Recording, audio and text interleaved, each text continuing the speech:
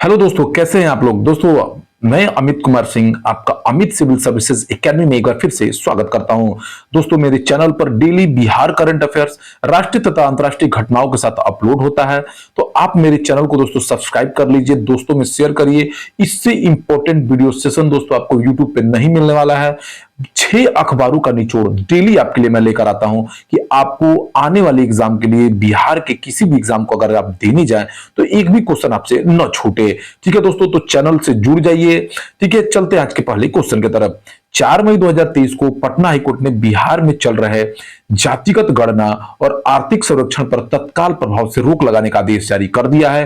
Patna high court के वर्तमान मुख्य न्यायाधीश कौन है? तो पटना हाईकोर्ट के वर्तमान मुख्य न्यायाधीश जस्टिस के विनोद चंद्रन है। पटना हाईकोर्ट बिहार राज्य का उच्च न्यायालय है।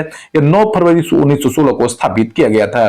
बिहार में जाति गणना 2 चरणों में पूरी करने की योजना थी बिहार सरकार की। पहला चरण 7 जनवरी से 21 जनवरी तक तथा दूसरा चरण 15 अप्रैल 2023 से 15 मई 2023 तक होना था। इस काम में बिहार सरकार आकस्मिकता निधि से 500 करोड़ रुपए खर्च करने का बिहार सरकार ने बजट में आवंटन भी किया था। इसमें सरकारी कर्मचारी के अलावा आंगनबाड़ी सेविका और जीविका दीदी भी काम करेंगे। मई 2023 तक इस सर्वे को पूरा करने का लक्ष्य रखा गया था। बिहार में जाति आधारित गणना के लिए पोर्टल को तैयार कर लिया गया है। बिहार में जाति आधारित गणना के लिए डिजिटल काम का जिम्मा दिल्ली की कंपनी ट्राइजन टेक्नोलॉजी को सौंपा गया है। 4 मई 2023 को पटना उच्च न्यायालय ने अपने अंतरिम आदेश में जाति आधारित सर्वेक्षण पर रोक लगा दिया है और राज्य सरकार को अब तक एकत्र किए गए सर्वेक्षण डेटा को सुनवाई की अगली तारीख तक संरक्षित करने का निर्देश दिया है। 3 जुलाई 2023 को निर्णय आएगा। बिहार विद्युत विनियामक आयोग ने बिहार में कितने स्मार्ट प्रीपेड मीटर लगाने की घोषणा की है? देखिए दोस्तों, जो है बिहार विद्युत विनियामक आयोग ने बिहार में 23.50 लाख स्मार्ट प्रीपेड मीटर लगाने की घोषणा की है। बिहार विद्युत विनियामक आयोग ने बिहार में 23.50 लाख स्मार्ट प्रीपेड मीटर लगाने की घोषणा की है। ऊर्जा विभाग ने प्रथम चरण में बिहार में 36 लाख स्मार्ट प्रीपेड लगाने का आदेश दिया है।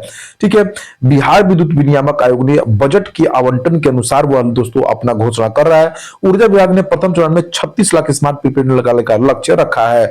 केंद्र सरकार ने बिहार में 1.16 परिवारों को जो है स्मार्ट प्रीपेड मीटर लगाने का लक्ष्य रखा है। ठीक है, तो अभी शुरुआत में बिहार विद्युत विनियामक आयोग ने बजट के अनुसार 23.50 लाख स्मार्ट प्रीपेड मीटर लगाने का लक्ष्य रखा है। ठीक है, बिहार के ऊर्जा मंत्री विजेंद्र प्रसाद यादव हैं। भारत के ऊर्जा मंत्री आर के सिंह हैं। वित्तीय वर्ष 2023-24 में बिहार शिक्षा विभाग ने स्टूडेंट क्रेडिट कार्ड योजना के तहत कितने छात्रों को शिक्षा लोन देने का लक्ष्य रखा है?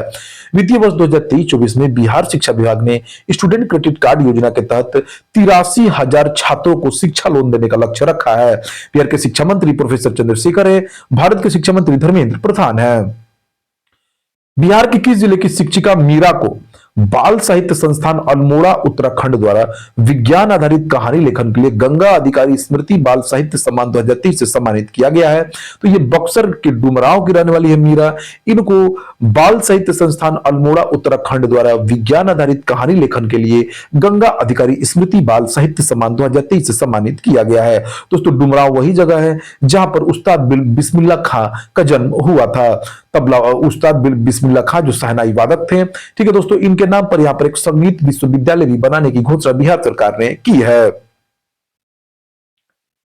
हाल ही में ग्रामीण कार्य विभाग मंत्री ने राज्य की ग्रामीण सड़कों के निर्माण तथा मेंटेनेंस को जल्द पूरा कराने का आदेश दिया है। बिहार के ग्रामीण कार्य विभाग मंत्री कौन है?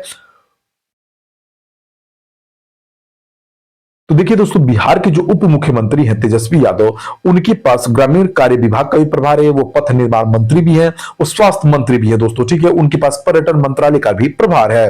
तो तेजस्वी यादव ने अधिकारियों को निर्देश दिया है कि इस राज्य के सड़कों को जल्द से जल्द दुरुस्त करें और उन्होंने इसके लिए आदेश पारित किया है। तो बिहार के ग्रामीण कार्य विभाग मंत्री तेजस्वी यादव हैं, इनके पास बहुत सारे प्रभार है। पीएम मोदी का आकाशवाणी कार्यक्रम मन की बात सुनने में बिहार का पूरे देश भर में कौन सा स्थान है? देखिए दोस्तों, पीएम मोदी का मन का बात का जो कार्यक्रम है उसका 100वां एपिसोड हाल ही में जारी हुआ। उसमें दोस्तों कुछ तथ्य निकलकर सामने आए हैं। बिहार जो है पूरे देश भर में पीएम मोदी की बात सुनने में दूसरे स्थान पर आया है। प्रथम स्थान पर गुजरात है, जबकि बिहार में जो मधुबनी जिला है, जो बिहार का कौन सा जिला दोस्तों, बिहार का पूर्वी चंपारण जो जिला है वो पहले स्थान पर आया है मन की बात सुनने में। ठीक है, बिहार के किस जिले में पहला मल्टी मॉडल ट्रांसपोर्ट हब बनाया जा रहा है? तो बिहार के पटना में दोस्तों पहला मल्टी मॉडल ट्रांसपोर्ट हब बनाया जा रहा है। पटना के बकरी बाजार में पहला मल्टी मॉडल ट्रांसपोर्ट हब का निर्माण जून 2024 तक पूरा हो जाएगा। 4 एकड़ में इसका निर्माण हो रहा है। इसके बन जाने से पटना जंक्शन पर भीड़ कम होगी। बिहार की परिवहन मंत्री शीला कुमारी है। भारत के परिवहन मंत्री नितिन गडकरी हैं। जीविका द्वारा संचालित सामुदायिक library and career development centre को किस संस्थान से जोड़कर नवोदय विद्यालय परीक्षा की तैयारी कराई जाएगी? देखिए दोस्तों, जीविका द्वारा संचालित जो सामुदायिक library and career development centre है, उसको नवोदय विद्यालय से उसमें नवोदय विद्यालय की तैयारी कराई जाएगी और उसको इग्नू से जोड़ा गया है। ठीक है, इसमें दोस्तों अच्छे अच्छे स्कूलों के अध्यापक आकर शिक्षा देंगे। मार्च 2022 की तुलना में मार्च 2023 में बिहार के जीएसटी संग्रह में कितनी प्रतिशत की बढ़ोतरी हुई? दोस्तों 29.40% की बढ़ोतरी हुई है मार्च 2022 की तुलना में मार्च 2023 में। बिहार के वित्त मंत्री विजय कुमार चौधरी हैं। भारत के वित्त मंत्री निर्मला सीतारमण है। बिहार का वित्त वर्ष 2023-24 का कुल बजट जो है दोस्तों 2,61,855 करोड़ रुपए का है। भारत सरकार का वित्त वर्ष 2023-24 का कुल बजट 45 लाख करोड़ का है। हर घर नल जल योजना के तहत बिहार के कितने घरों में पानी की सप्लाई हो रही है? देखिए दोस्तों 1.64 करोड़ घरों में हर घर नल जल योजना के माध्यम से उपलब्ध करा दिया गया है जल। कुछ लगभग दोस्तों बिहार के 1.66 करोड़ घरों में पानी पहुंचाने का बिहार सरकार का लक्ष्य था, तो लक्ष्य के बहुत नजदीक पहुंच गई बिहार सरकार। बिहार में नल जल योजना का जिम्मा पूरी तरह से बिहार स्वास्थ्य लोक अभियंत्रण विभाग को दे दिया गया। पहले जिम्मा ग्रामीण कार्य विभाग और नगर प्रशासन विभाग को भी दिया गया था। इस योजना पर अब तक 30,000 करोड़ खर्च हो चुके हैं। 1.64 करोड़ घरों में हर रोज 5.74 अरब लीटर पेयजल सप्लाई हो रहा है। 23% घरों में समस्या हो रही है कि अच्छे से घर नल घल जल का पानी का पहुंच नहीं हो पा रहा है। गांव से दूर बसे 5 लाख जगहों पर भी जल पहुंचाने का लक्ष्य बिहार सरकार ने रखा है। बिहार के लोक स्वास्थ्य अभियंत्रण मंत्री ललित कुमार यादव है। हर घर नल जल से योजना का लाभ लेने वाले परिवार को 30 रुपए प्रतिदिन शुल्क देना पड़ता है। 30 रुपए शुल्क देना होता है पर महीने। नीतीश सरकार ने सितंबर 2016 में आधिकारिक तौर पर इस योजना की शुरुआत की थी। बिहार के जल संसाधन मंत्री संजय कुमार झा हैं। बिहार के सभी विश्वविद्यालयों में किस नए विषय को जोड़ने के लिए राज्यपाल राजेंद्र विश्वनाथ अर्लेकर ने आदेश दिया है? तो दोस्तों अब देखिए, बिहार के सभी विश्वविद्यालयों में योग विद्या की पढ़ाई कराई जाएगी। इसका आदेश हमारे जो है राज्यपाल राजेंद्र विश्वनाथ अर्लेकर ने दिया है। बिहार के फुटपाथी दुकानदारों तथा स्ट्रीट वेंडरों को ऑन स्पॉट कौशल प्रशिक्षण के लिए बिहार कौशल विकास मिशन ने किसके साथ समझौता ज्ञापन पर हस्ताक्षर किया? देखिए दोस्तों, जो बिहार सरकार है वो जो फुटपाथी दुकानदार हैं चाहे स्ट्रीट वेंडर है, उनको भी जो भी कौशल विकास उनका भी प्रशिक्षण करना चाहती है बिहार सरकार। तो इसके लिए दोस्तों बिहार कौशल विकास मिशन ने सेक्टर स्किल काउंसिल के साथ समझौता किया है ऑन द स्पॉट कौशल प्रशिक्षण के लिए फुटपाथी दुकानदारों तथा स्ट्रीट वेंडरों का। प्रथम चरण में 8 जिलों के 4,000 फुटपाथी दुकानदारों का कौशल प्रशिक्षण दिया जाएगा। बिहार के किस जिले में ज्योतिर्वेद विज्ञान संस्थान द्वारा वैदिक गुरुकुल आश्रम खोला जाएगा? देखिए दोस्तों, सनातन धर्म पर आधारित एक ज्योतिर्वेद विज्ञान संस्थान द्वारा वैदिक गुरुकुल आश्रम जो है मधुबनी में खोला जा रहा है। मालदीव के तट रक्षकों के लिए बंदरगाह बनाने की घोषणा किस देश ने की? देखिए दोस्तों, हाल ही में हमारे देश के रक्षा मंत्री भारत देश के रक्षा मंत्री राजनाथ सिंह मालदीव की यात्रा पर है। वहां पर उन्होंने मालदीव के तट रक्षकों के लिए बंदरगाह बनाने की घोषणा की है। भारत और मालदीव ने मालदीव राष्ट्रीय रक्षा बल के तटरक्षक बल के लिए एकता हार्बर का निर्माण शुरू किया। तटरक्षक बल एकता हार्बर की आधारशिला रक्षा मंत्री राजनाथ सिंह और मालदीव की उसकी समकक्ष मारिया दीदी ने उथुरु थिया फलहू एटोल के सिफावरू में रखी है, जहां भारत एक नौसैनिक डॉकयार्ड के निर्माण पर सहायता कर रहा है। यह मालदीव में भारत की सबसे बड़ी अनुदान सहायता परियोजना है। भारत ने 2020 में मालदीव को डोर्नियर विमान तोहफे में दिया था। 2019 में गश्ती जहाज भी दिया था। 2022 में भारत ने माले को कोस्टल रडार सिस्टम भी दिया था। ठीक है दोस्तों, पिछले साल मोदी ने घोषणा की थी कि भारत 24 वाहन और 1 नौसैनिक नाव प्रदान करेगा और देश के 61 द्वीपों पर पुलिस सुविधाओं का निर्माण करेगा। मालदीव की राजधानी माले है। राष्ट्रपति यहाँ की इब्राहिम मोहम्मद सोली है। राजधानी यहाँ के दीवे ही मालदीवियन है और आधिकारिक धर्म इस्लाम है। मुद्रा यहाँ की रुफिया है।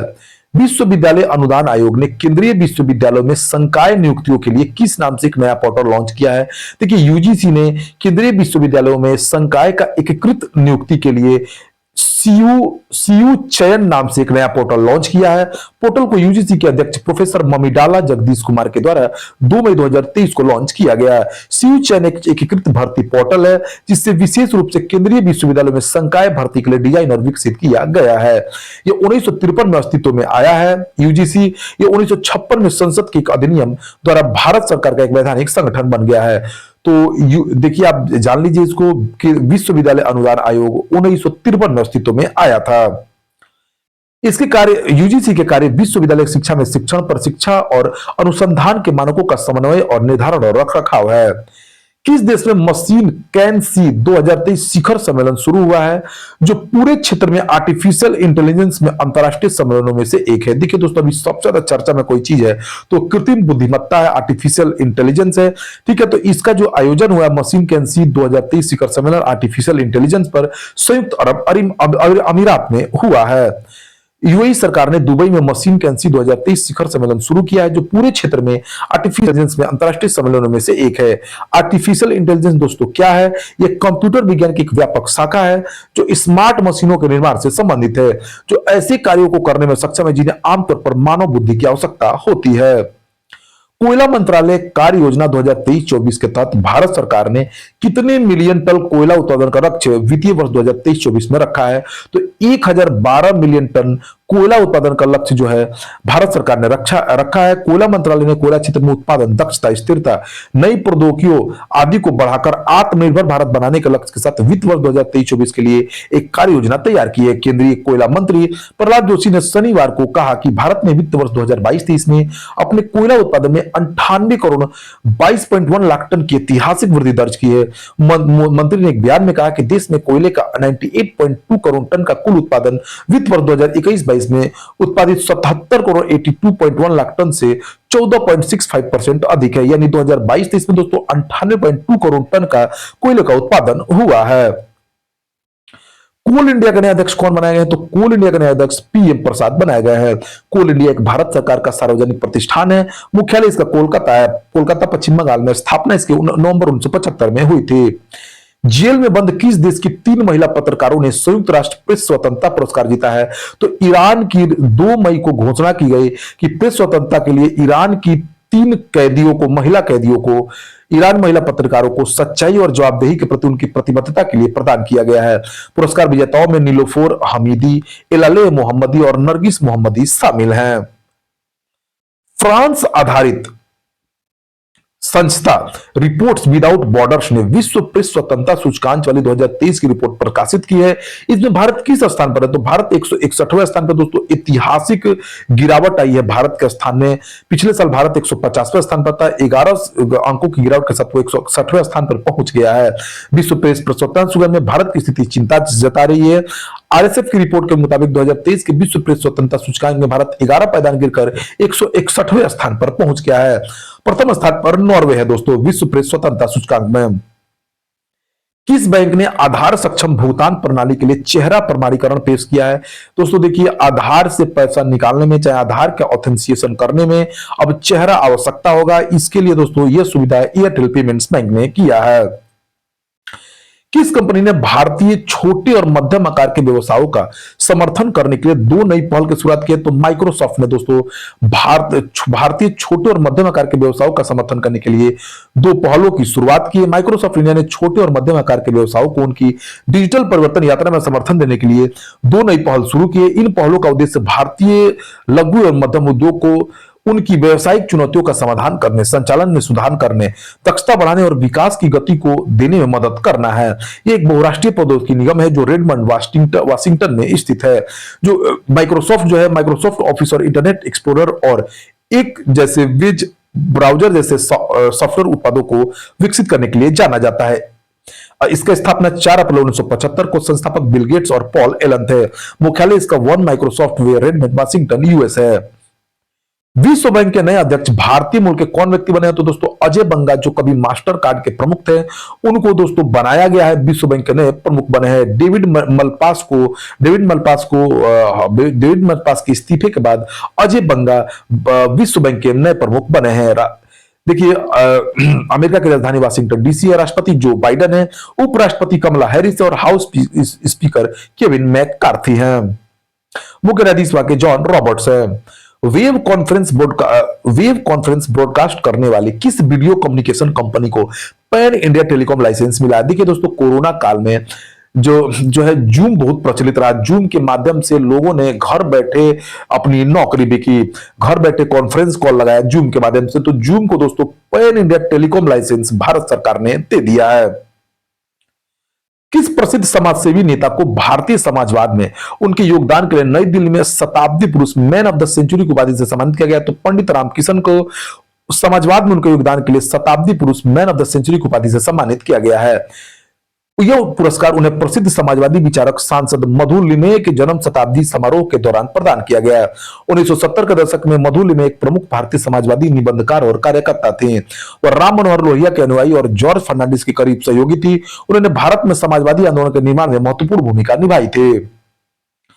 भारत सरकार ने विवाद से विश्वास योजना लॉन्च की। इस योजना के बारे में क्या सत्य है? देखिए दोस्तों, केंद्रीय वित्त मंत्री निर्मला सीतारमण द्वारा केंद्रीय बजट 2023-24 में विवाद से विश्वास योजना लॉन्च करने की घोषणा की गई थी। सही है ये। वित्त मंत्रालय के व्यय विभाग ने सूक्ष्म, लघु और मध्यम उद्योगों को कोविड-19 अवधि के लिए राहत प्रदान करने के लिए विवाद से विश्वास योजना को शुरू किया है। इस योजना के तहत प्रदान की जाने वाली राहत एमएसई क्षेत्र को बढ़ावा देने और बनाए रखने में सरकार के प्रयासों के क्रम में है। जब्त की गई जो भी राशि उस समय जब्त की गई थी उसका 95% वापस कर दिया जाएगा। तो चारों का चारों सही है दोस्तों, ठीक है। हाल ही में किस भारतीय एयरलाइंस ने खुद को दिवालिया घोषित कर दिया है? तो देखिए दोस्तों, गो फर्स्ट जो एयरलाइंस कंपनी है भारत की, उसने खुद को दिवालिया घोषित कर दिया है। वाडिया ग्रुप की एयरलाइंस गो फर्स्ट ने मंगलवार को एनसीएलटी में जो वॉलंटरी इंसॉल्वेंसी प्रोसीडिंग के लिए आवेदन दिया है। वही इसी बीच गो फर्स्ट की सभी उड़ानें कल और परसों यानी 3 और 4 मई 2023 को रद्द कर दी गई है। रेल मंत्री अश्विनी वैष्णव के अनुसार भारत में कब से हाइड्रोजन ट्रेनें चलाई जाएंगी? तो रेल मंत्री अश्विनी वैष्णव के अनुसार भारत में दिसंबर 2023 से हाइड्रोजन ट्रेनें चलाई जाएगी। रेलवे बोर्ड के अध्यक्ष अनिल कुमारी लाहौटी हैं। 10 साल में पहली बार 2022-23 में पूरे भारत में कितने लाख टन रबर का उत्पादन हुआ है? तो 8 लाख टन रबर का उत्पादन भारत में हुआ। इस साल केरल भारत में रबर का सर्वाधिक उत्पादन करने वाला राज्य है। पूर्वोत्तर राज्यों का भी रबर उत्पादन में महत्वपूर्ण योगदान है। इंडोनेशिया और ब्राजील के बाद भारत विश्व का तीसरा सबसे बड़ा प्राकृतिक रबर उत्पादक देश है। यह मुख्य रूप से केरल, तमिलनाडु, कर्नाटक, अंडमान और निकोबार द्वीप समूह और मेघालय की गारो पहाड़ियों में उगाया जाता है। पिछड़ी जातियों का संरक्षण करने वाला बिहार के बाद दूसरा राज्य कौन बना है? तो पिछड़ी जातियों का संरक्षण करने वाला बिहार के बाद दूसरा राज्य उड़ीसा बना है। उड़ीसा के मुख्यमंत्री नवीन पटनायक हैं। उड़ीसा के राज्यपाल गणेशी लाल हैं। चर्चा में रहा कलादान मल्टी मॉडल परियोजना भारत तथा किस देश की समुद्र मार्ग से जोड़ने की संयुक्त परियोजना है? तो देखिए, कलादान मल्टी मॉडल योजना भारत तथा म्यांमार के समुद्र मार्ग से जोड़ने की एक संयुक्त परियोजना है। भारत की किस संस्था ने भोजन में मिलेट्स को बढ़ावा देने हेतु राज्यों की सर्वोत्तम पहल